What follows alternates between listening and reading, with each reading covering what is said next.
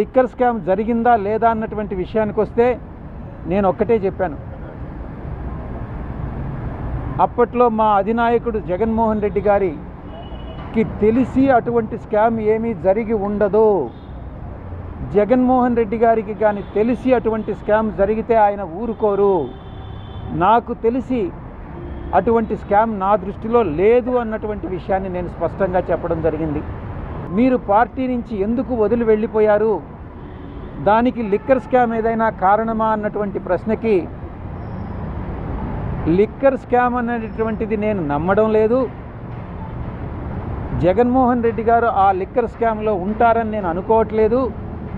ఆయన హృదయంలో నేను స్థానం కోల్పోయాను కాబట్టే ఈ పార్టీలో ఇమడలేక, కోటరీ యొక్క హరాస్మెంట్ తట్టుకోలేక, ఆ అవమానాలు భరించలేక నేను పార్టీ వదిలి వెళ్ళిపోవడం జరిగింది.